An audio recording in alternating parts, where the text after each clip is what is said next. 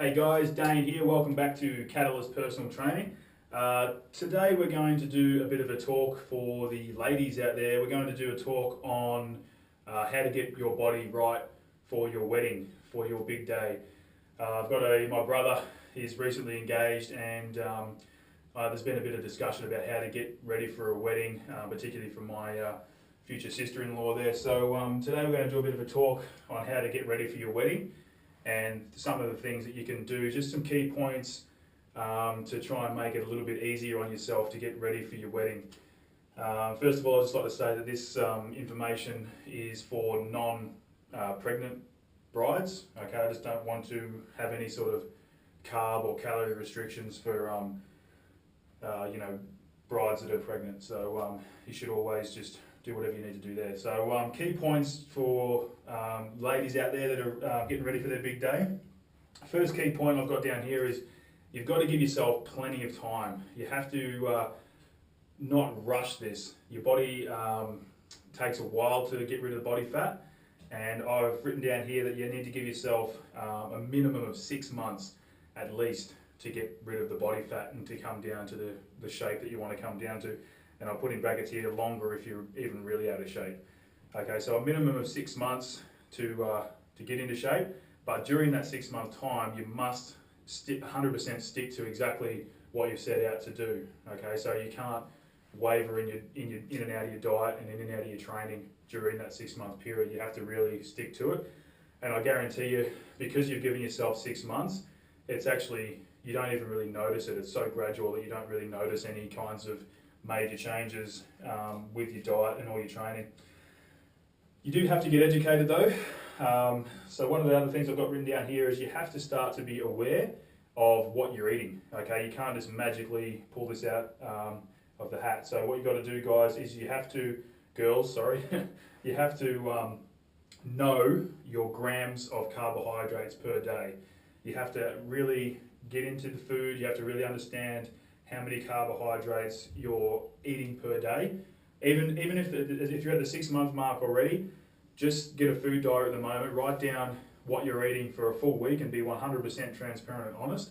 And then once you've gotten your full week's worth of food, every day look at your food, get on Google. It's really easy these days. There's no excuse for not knowing how many grams of carbs are in what your foods you're eating. You can literally just Google the actual question, how many grams of carbohydrates are in, and it will come up and it will tell you. Okay, so at the end of the week, Google how many carbohydrates you're having roughly per day with your food diary and compare it, and I guarantee you it'll be a bit of a shock to some people. So know your grams per day of carbohydrates and slowly reduce them over that 6 month period, and even slowly reduce them more, especially in the last 3 month period. Okay, so generally a rule of thumb, I guess, or an RDI, whatever you want to call it, is around 130 grams of carbohydrates per day for the average person is what we sort of require, maybe more or less depending on your height, your weight, and all that sort of deal. Okay, so know your carbohydrates and slowly reduce them, and also you need to know your calories. Okay, so you need to know your calories as well, so that goes part and parcel with your food diary. So depending on height, weight, activity level, etc. Women, it's generally around 1,200 calories per day or so. It does vary obviously with activity level and height and weight and all that sort of deal. But once you've perhaps consulted a nutritionist or even your personal trainer, whoever's handling your diet, make sure that you don't exceed your carbohydrate level and make sure you don't exceed your calorie level, and slowly reduce both of those as you get closer and closer to the date, and I guarantee that'll start to make some changes with your physique. Training side of things, I would train at least 3 times per week, and again more at the end in the last 3 months, okay, leading up to the wedding. So maybe step it up to 4 or 5 times per week. When you're training, you must sweat and you must puff. Okay, you can't chat to your trainer, you can't sort of have huge rest breaks. You can't just sort of walk off and go and grab a drink and all that sort of stuff. The trainer should give you allocated rest breaks through the circuit and that's when you rest. You can't just sort of just do your own thing and just walk off and get those rest breaks. The intensity needs to be really, really high. So I've found personally in the past that when training the ladies, to get them really lean and fit looking, you need to do, I like to do the circuit training with moderate sort of weights, nothing super, super heavy, moderate weights with really, really high reps, no rest breaks, no chatting, no walking off, get the water bowl, that sort of stuff. So multiple muscle groups, so legs, shoulders, chest, all that sort of stuff, all multiple muscle groups, moderate weight. It's not super heavy that you're super struggling, but it's just high intensity, but it's still a decent resistance. It's not just one of those little plastic bars with two of those plastic little plates at the end, none of that sort of stuff. It's decent, good free weights, but it's high rep with high intensity, and you're absolutely drenched in sweat at the end of the session. You're puffing. If you're not puffing and you're not sweating, you're just not working, and you're not going to get the result. And you can say you got a personal trainer, you say you went to training, but you didn't actually really train hard if you're not puffing and you're not sweating. So make sure you puff and make sure you sweat.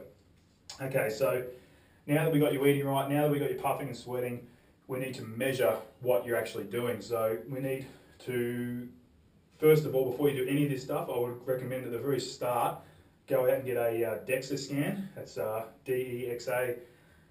Your local, I guess, health and fitness studio will have a DEXA scan. You can Google your local one anyway. And basically it takes about 7 minutes and the machine goes over your whole body and gives you a fat readout to see where you are. So I would get one of those at the 6 month mark when you first start, and I'd probably get another one done at the 3 months mark leading up to your wedding. So you got that 12-week period to really make those last changes. And if you haven't changed from your 6 month one to your 3 month DEXA, then you've got a problem, and you haven't been working hard enough with your diet and your training. So make sure that you're really vigilant, you're on it. And measurements. Also get your tape measure done. Okay, so if you feel like you're not coming in, because a lot of this stuff will play mind games with you, if you feel like you're not changing, well, we can physically see whether you're changing or not. If your stomach's come down 2 inches, well, then you have changed. And trust me, 2 inches in a wedding dress is going to make a lot of difference. So, so get your measurements done and actually be vigilant when it comes to monitoring your body. Don't just kind of leave it up to randomness. Plenty of water and no alcohol. Okay, guys, so you're going to have to stay off the alcohol for the 6 month period. But trust me, you're going to get plenty on the wedding night anyway, so it doesn't matter. So plenty of water and no alcohol during that 6 month period. And lastly, guys, just enjoy it. If you're giving yourself the 6 month period or even longer, it won't be such a big deal because it'll be so gradual and you won't even notice it. And then that is just one other thing that you don't have to worry about when it comes to planning your wedding, is you don't have to worry about your body because it's been under control for a good 6 month period and you don't have to worry about it. So you're going to have a lot of other stress with your wedding planning. Your dress, your flowers, the photographer, the location, husband, all that kind of stuff. So make sure that your body isn't one thing you have to worry about. Okay, so and I guarantee you that if you start from long enough out, by the time it comes to the fitting and the day and getting the dress and walking down the aisle, I guarantee you that your body will be 100% ready and you won't have even noticed it, and you probably would have really enjoyed the process of getting your body right, and you would have learnt a lot during that 6 month period, and then you can use that for the rest of your life. Okay, guys, so girls, give yourself plenty of time, enjoy your process, enjoy the process of getting your body right for the wedding, and enjoy the day. Any further questions, guys, hit me up, Dayne Hughes on Twitter or Facebook, or DayneHughes1 for any questions and comments. See you guys. 1, 2, 3.